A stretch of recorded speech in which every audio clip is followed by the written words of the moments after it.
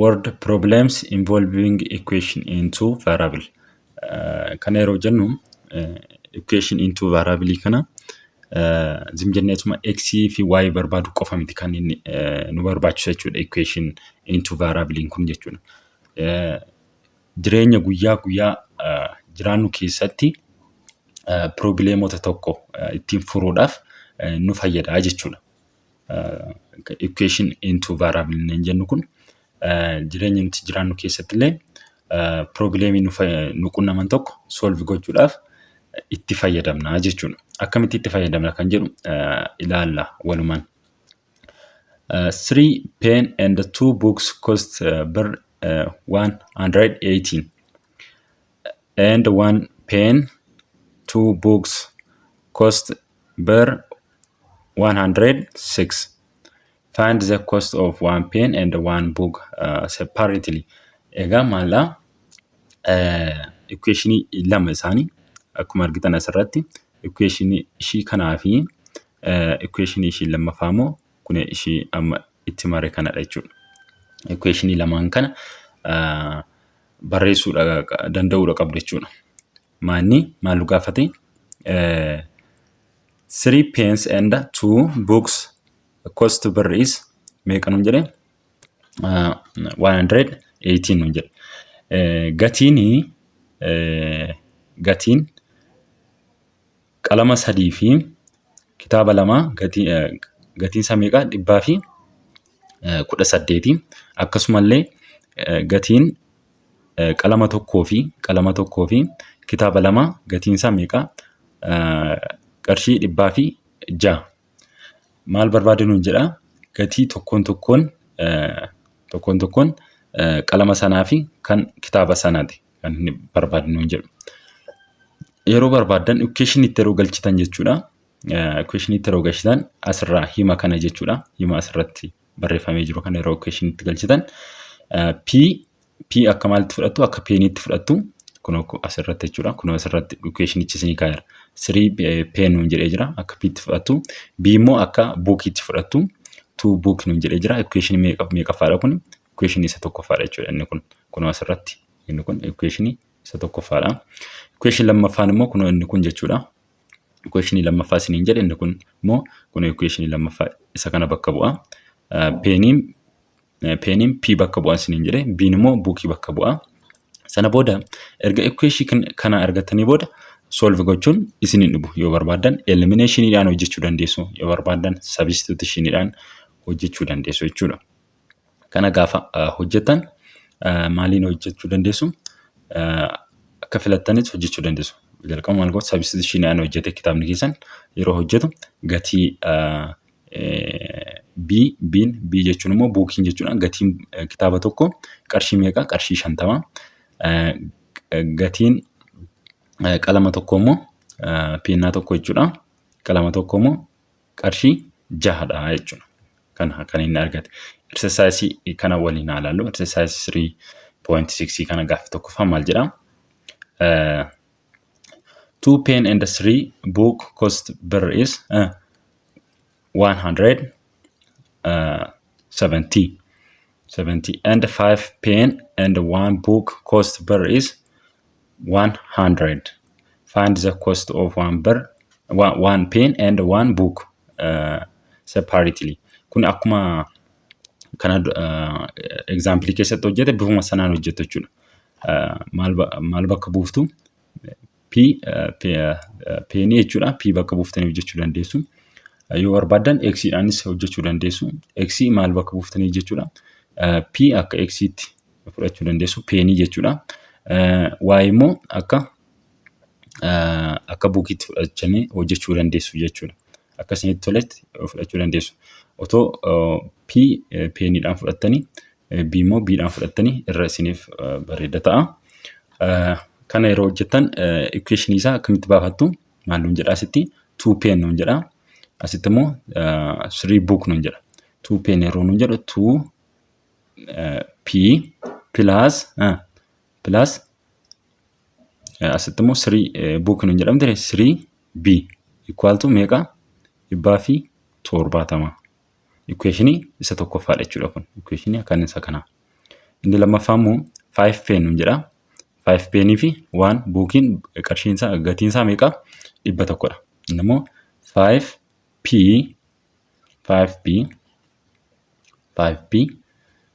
plus 1 b jechuun immoo b qofa bakka buuftu b jechuun 1b jechuudha.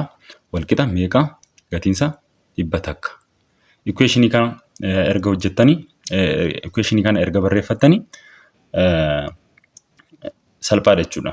Hojjechuudhaaf maal gootu yookiin elimination yookiin substitutionidhaan hojjettanii gatiisaa argachuu dandeessu. Waliin haa hojjennu. Equationii isaa gaafa barreessanu akkasiin barreeffannaa. Sana booda eliminationidhaan yookiin substitutionidhaan hojjechuu dandeessu. Kan nu salphatumaaniif substitutionidhaan osoo hojjenne gaarii ta'a jechuudha. Mee substitutionidhaan hojjennu. Substitutionidhaan yeroo hojjennu yookiin variable kan p balleessinaa yookiin immoo kan b balleessina. Kan b otoo balleessine nu salphata. Sana booda egaa meeqaan baay'ifna? Negatiiva 3 baay'ifna. Equationii si lammaffaa kan jechuudha. Negatiiva 3 yeroo baay'ifnu akkam ta'a? Maal ta'a? 2p plus 3b equal to dhibbaa fi meeqadha? 70. Inni jalaa immoo jechuudha. Negatiiva 15p minus 3b. Sana booda negatiiva 300 ta'a. Negatiiva 300. Maaliif ishiin kun asichee baay'ifte jechuudha. 3 kun asichee baay'ifte. Sana booda walitti daana. Isa gubbaa isa olii. Yeroo walitti daanu negatiiva meeqa arganna? Negatiiva 13p arganna. Negatiiva 13p arganna. Sana booda inni kun 0 ta'a. Kan b jechuudha. 0 ta'a. Walqixa negatiiva meeqa ta'a? 130 ta'a. 130 ta'a. Yeroo walitti daanu jechuudha. Sana booda p qobaatti hambifachuun negatiiva 13 irraa asiinis akkasuma negatiiva 13 irraa jechuudha. Negatiivni negatiivaan badaa maaltu nu hafa? Akkasumallee negatiivni 13 badaa asiin negatiivni negatiivaan badaa p'n 130 irra 13 130 irra 13 meeqa tafa? P'n walqixa 10 p 10 arganne gatii p erga 10 arganne gatii b barbaaduuf yookiin equation tokkoffaa keessa yookiin equation lammaffaa keessa galchina. Meeqaffaa keessaa galchinee ilaallu? Equation lammaffaa keessa galchinee ilaallu. Equation lammaffaan immoo inni original isaa keessa galchina jechuudha. Original isaa equation lammaffaan jechuun 5p plus b walqixa 100 akkamti? Sana booda p arganneerra 5 baay'isu 10 walqixa ida'uu jenna. Walqixa ta'uu hin taane ida'uudha. Ida'uu b kanaati. Ishii b kana. B walqixa 100 takka. Kun meeqa? 50 ta'a. 50 ida'uu b walqixa 100 takka. B walqixa 100 irraa 50. 50 yeroo as darbu negatiivaan darba. B'n walqixa 50 ta'a jechuudha. B'n walqixa 50. Gatiin peenii meeqa jechuudha? 10 ta'a. Gatiin kitaaba sanaa immoo gatiin buukii tokko immoo 50dha jechuudha.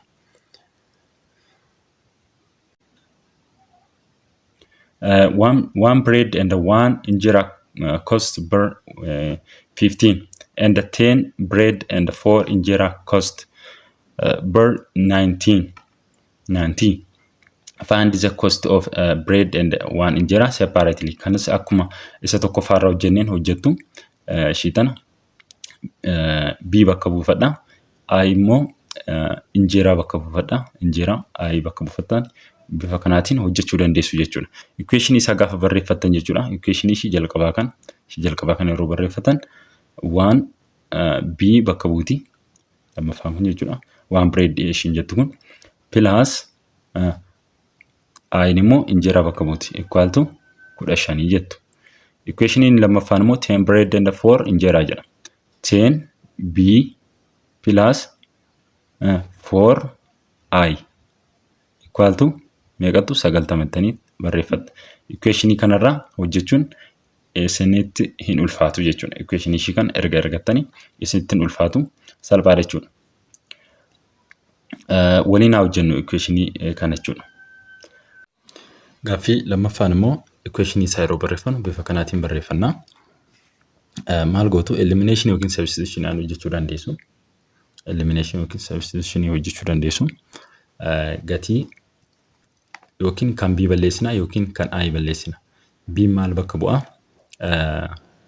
Bread bakka bu'a. I immoo injera bakka bu'a jenneerra. Maal goona? Kan balleessuuf nu salphatama. Kan I kana balleessuuf nu salphata. Maaliin baay'ifna? Negative 4dhaan baay'ifna isa gubbaa jechuudha. Isa gubbaa negative 4dhaan haa baay'ifnu. Negative 4dhaan haa baay'ifnu. Ishii kan negative 4dha. Haa baay'ifnuuti walii ilaalla. Negative 4B negative 4I equal to negative 4 times 15 meeqadha? 0 meeqa? 6 negative jechuudha. Negative 60 arganna. Isa jalaa akkuma jirutti gadi fuunee barreessina.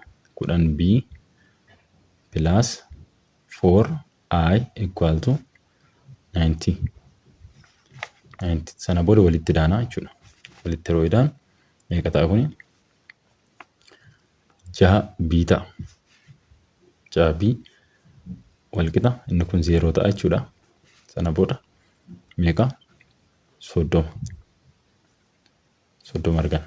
Over 6 over 6 B qobaatti hambifachuuf jechuudha. B'n walqixa meeqa ta'a? Kana 2 yeroo 15 kana 2 3 15 yeroo 3 meeqa? 5 gatiin B gatiin bread tokko jechuudha. Meeqa? 5 jechuudha. Gatiin ishii 5dha. Erga gatii bread tokko 5 arganne gatii injeraa tokko argachuuf as keessa galchina. Equation ishii tokkoffaa keessaa galchinu. Isin lammaffaa keessanis galchitanii hojjechuu dandeessu. Tokkoffaa keessa galchinee ilaalu. Gatii B meeqa jennee? Meeqa jennee ture?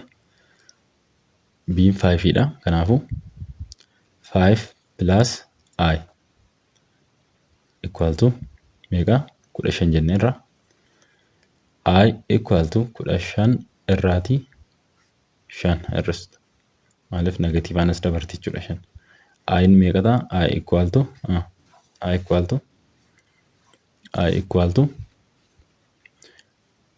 15 irraa 5 yeroo dhuftan 10. Gatii injeraa tokko 10 kan bread tokko immoo 5dha jechuudha. Gaaffii sadaffaan immoo a jacket and 2 Ethiopian dress cost per 4,000 and 5 jacket and 3 Ethiopian dress cost per 9,500. Find the cost of one jacket and one Ethiopian dress separately. Kana jechuun akkuma lammaffaa fi tokkoffaa hojjenneen hojjettu equation isaa baafattu jalqaba. Equation ishii kamii baafattu? Ishii jalqaba ishii kana baafan. Yeroo baafattan jaaketii J bakka buufadha. Ethiopian dress jettu immoo D bakka buufadha. D jedhaati bakka buufattu. Sana booda maal gootu? Equationicha haa barreeffannu. Equation ishii jalqabaa kan meeqa nuun jedhee a jacket and 2 dress cost is jaaketii J bakka buufneerra plus 2 dhamtire Ethiopian dress immoo 2D equal to 4,000 barreeffattu. 4,000 equation isaa barreeffanne jechuudha. Sana booda equation ishii lammaffaa kan immoo haa barreeffannu. Equation ishii lammaffaa kan. Equation lammaffaan immoo 5J plus 3D equal to meeqa? 9,500 barreeffattu. 9,500. Equationii kanarraa barbaaduun isiniin dhumu jechuudha. Gatii jaakkeettii fi gatii Itoophiyaan direesii barbaaduun isiniin dhumu jechuudha. Asirraa baay'ee salphaadha. Equationii isaa kana qabattanii yookiin substitution yookiin eliminationidhaan hojjechuu dandeessu jechuudha.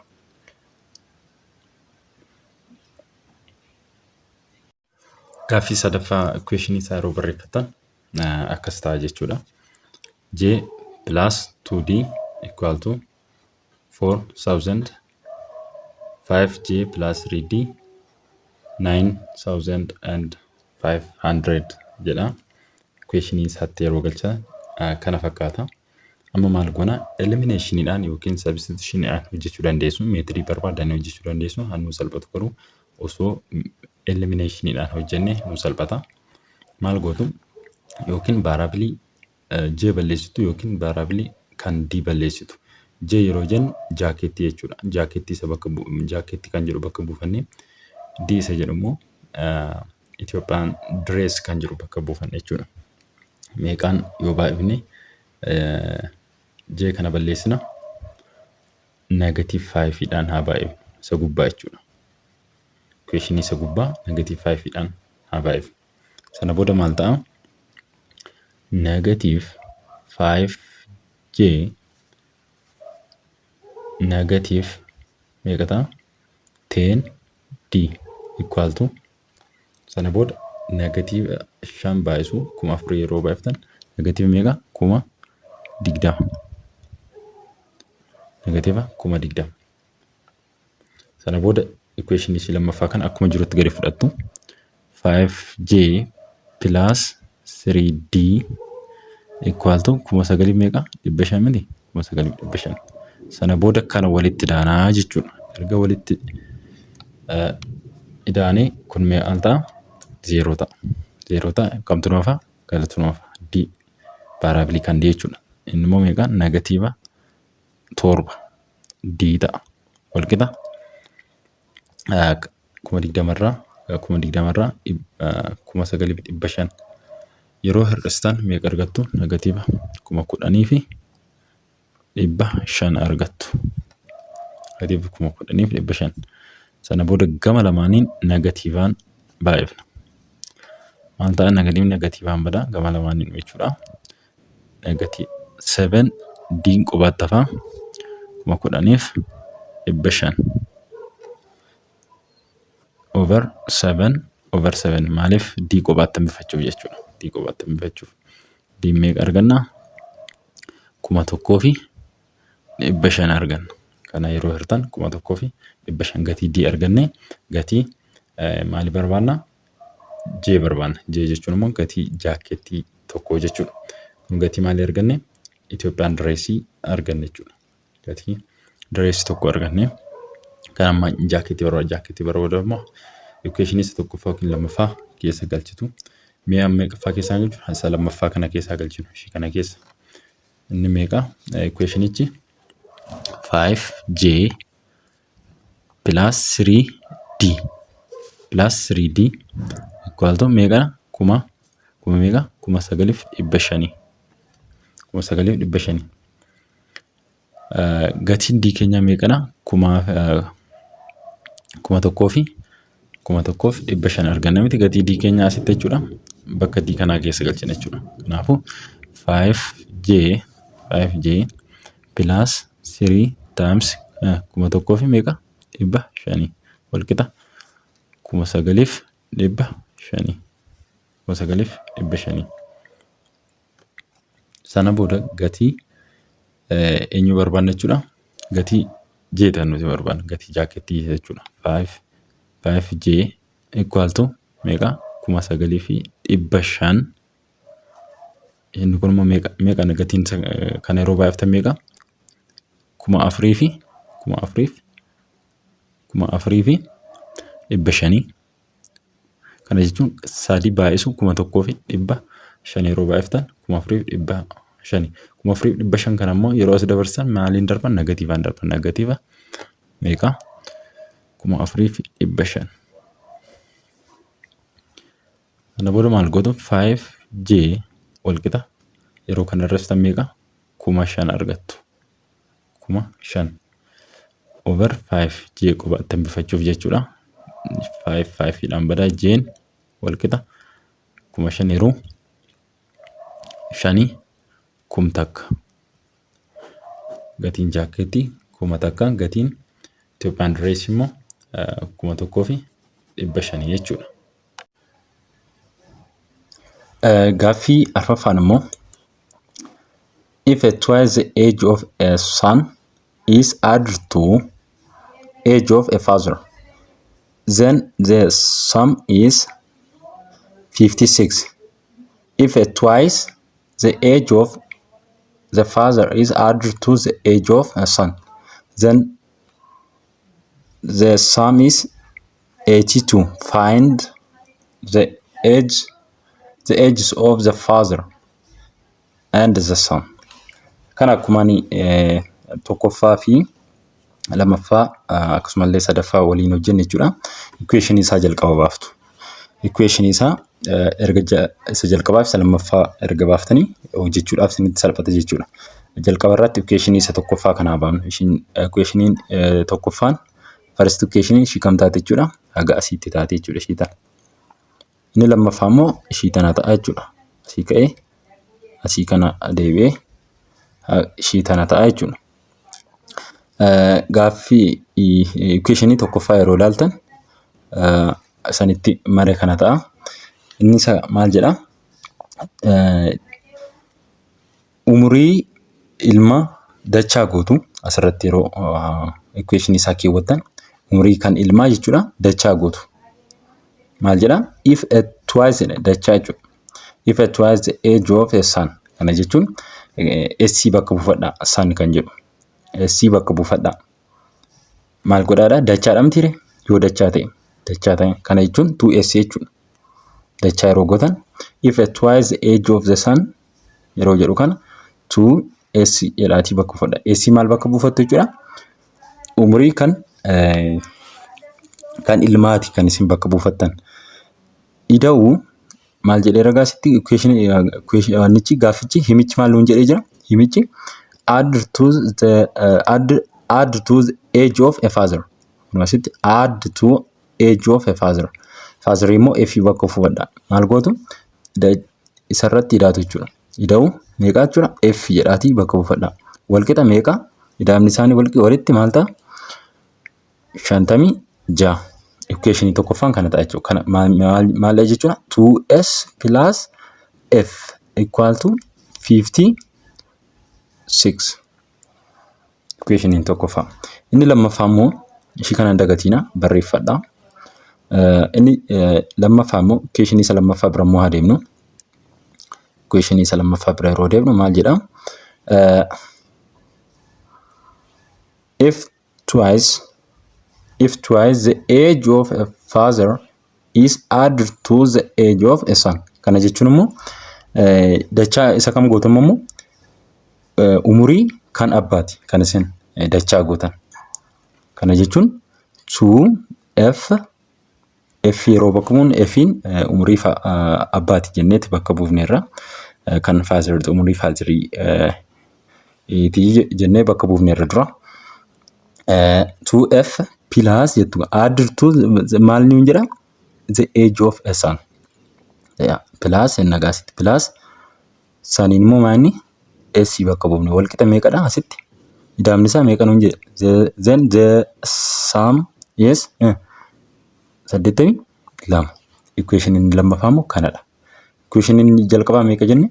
Inni kun isa lammaffaadha. Equation lammaffaadha. Equation lammaffaadha. Inni tokkoffaa immoo 2 maal ture? 2s plus f equal to meeqa? Wal qixa 56. Kana ture jechuudha. Equation inni jalqabaa jechuudha. Maal gootu amma akkamitti barreeffattu? 2s plus f equal to 56. Inni lammaffaa immoo akkamitti barreessitu jechuudha? 2f plus s equal to 82. 2 isiniin jedhamti. Isa kana akkamitti barreessitu jechuudha. Tokkuma jechuudha akkatti isin barreessitan. Maal gootu ishii kana wal fakkeeffachuuf jechuudha. S plus boota isaa wal jijjiirame malee rakkoo hin qabu. S plus 2f equal to 82. Kun garaagarummaa hin qabu isaa kanarraa jechuudha. 2f plus s equal to 82 kan jedhudha. Garaagarummaa qaba inni kunii fi inni kun garaagarummaa hin qabu. Inni lammaffaa fi tokkoffaa irratti barreesse maaliifi ishii akka kanaatti balleessu isa kana barreessu maaliifan filadhe asirratti ishii gubbaa kana faana wal fakkeeffachuuf maaliif eliminationidhaan hojjenna waan ta'eef laayinii tokkorra yoon kaa'e bareeda ta'a jechuudha. Isiniifis hojjechuudhaaf isiniif ifa ta'a. Isiniif salphata jechuudha. Akkasitti osoo hin barreesse rakkoo hin qabu. Bifa isa kanaatiinis osoo hin barreessitan, isa gara gadiitiin, isa oliitiinis osoo barreessitan rakkoo hin qabu. Garuu isa oliitiin otoo barreessitanii ifa isinii ta'a jedhiitan akkasitti barreesse. Kanaafuu erga akkasitti barreessanii equationii kana erga akkasitti barreessanii salphaadha jechuudha.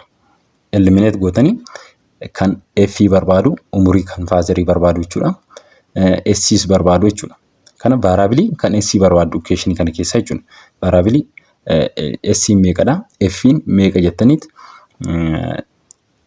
tooftaa yoo barbaadan substitutionidhaan hojjechuu dandeessu. Yoo barbaadan eliminationidhaan hojjechuu dandeessu. Mee waliin haa hojjennu. Gaaffii arfaffaa equationii isaa akkasitti barreessituun jedheera. Maal gootummaa elimination yookiin substitutionidhaan hojjechuu dandeessu. Substitutionidhaan hojjechuu elimination as hojjechuu dandeessu. Maaliin nu salphatammaa? Eliminationidhaan osoo hojjennee nu salphata. Elimination yeroo hojjettan gatii y balleessuuf maal gootu? Variable y balleessuuf negative 2dhaan baay'iftu equationii isa lammaffaa jechuudha. Sana booda maal gootu? Equationii ishii tokkoffaa gadi fudhanna.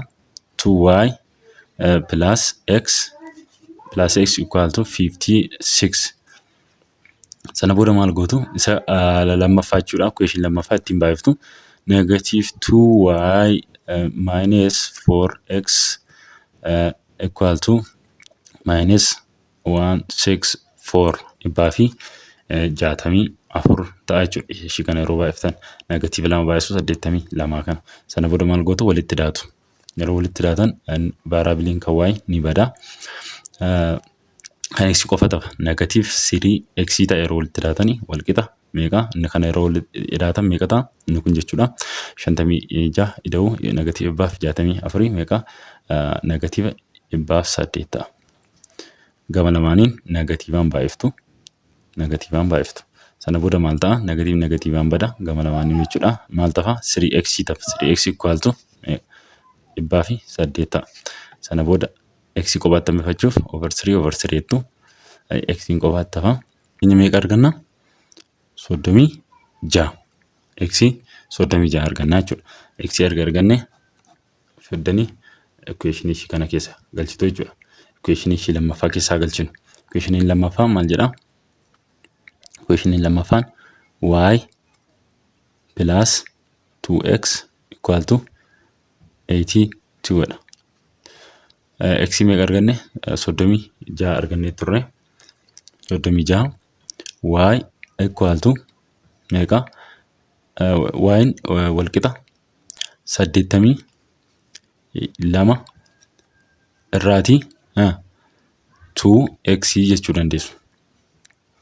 Y wal qixa 82 irraa meeqa ture kan x asii arganne jira. Meeqa arganneera? 36 arganne ture. Lamaan baay'inaa jechuudha. Meeqa? 36. Y wal qixa meeqa? 82 irraa inni kun meeqa? Yeroo baay'iftan 72 ta'a. 72. Y wal qixa meeqa ta'a? 82 irraa 72 10 argannaa jechuudha. Gatii y keenya 10 gatiin x meeqa ta'a jechuudha? 36 ta'a. Gaaffii shanaffaan immoo in a two-digit number the sum of the digit is 13. Twice the 10th digit exceeds the unit digits by 2 find the number. Kana jechuun equationii ishii jalqabaa kana ilaaltan equationii tokkoffaadha jechuudha.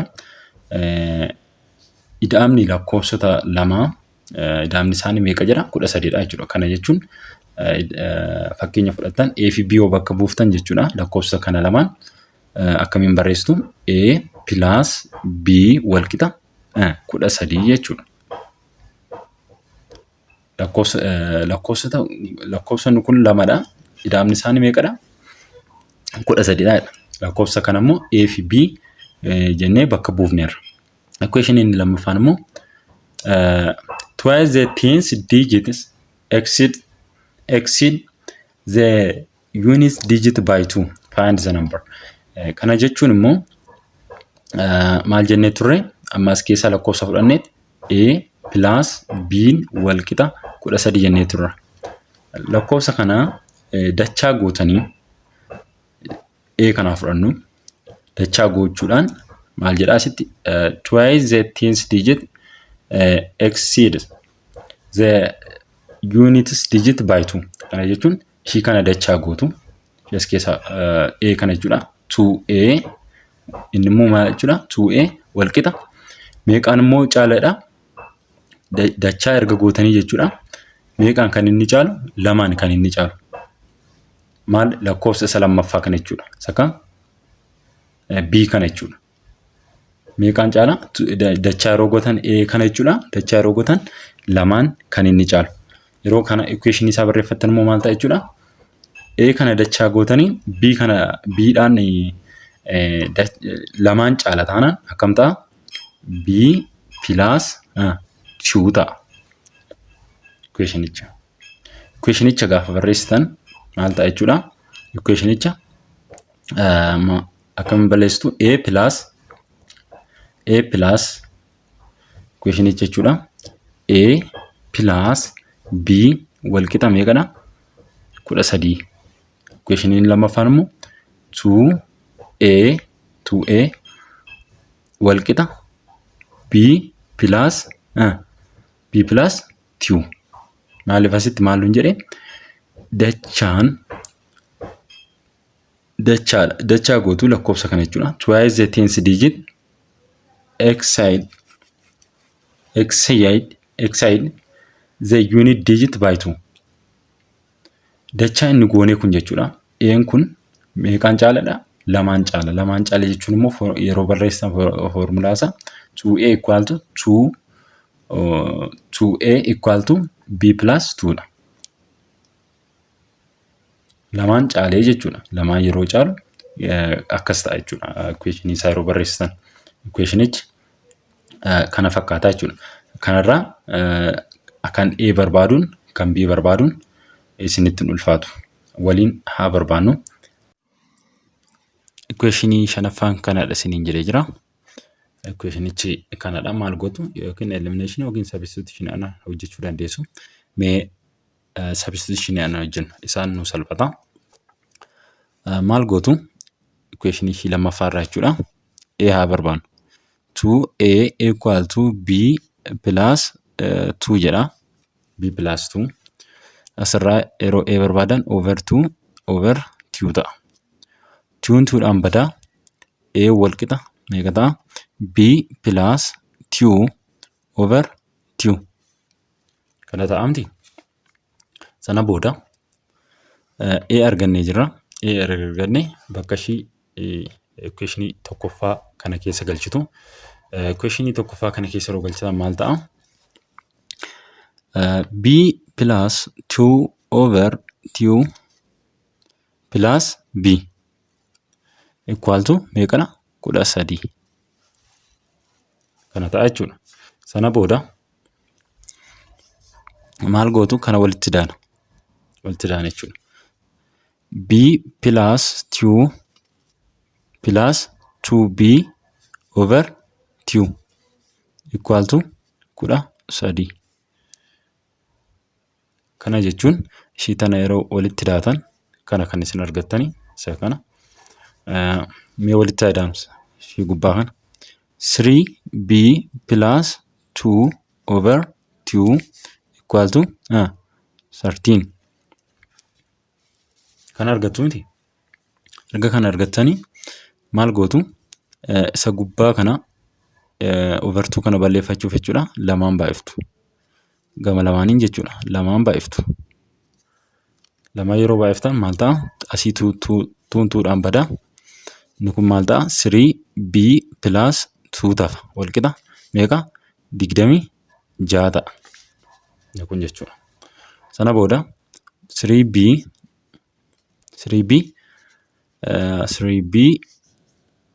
equal to 26 irraatii 2. Maaliif negatiivaan as dabarti ishiin kun jechuudha lamni ishiin kun. Sana booda 3b wal qixa 20 meeqa? 24 argan. Over 3. Sana booda b meeqa ta'a? 3 yeroo badu b qobaatti hafa. 24 3f yeroo hortan meeqa argattu? b 8 argattu. Gatiin b keessanii 8. Gatii b keessanii erga 8 argattanii yoo barbaadan equationii tokkoffaa keessa yookiin tokkoffaa keessa galchinee haa ilaallu. B meeqa arganne? 8 arganne. Kanaafuu A barbaaduudhaaf salphaadha jechuudha. Asii A plus 8 equal to meeqa? 13. B argannee waan jirruuf jechuudha. Asirraa maal goona? A equal to 13 irraatii 8. 13 irraatii 8 meeqa ta'a? A wal qixa 5 ta'a jechuudha. Gatiin A keenya 5, gatiin B 8dha. Kun as keessa galchitanii isinii mirkaneessuu danda'a jechuudha.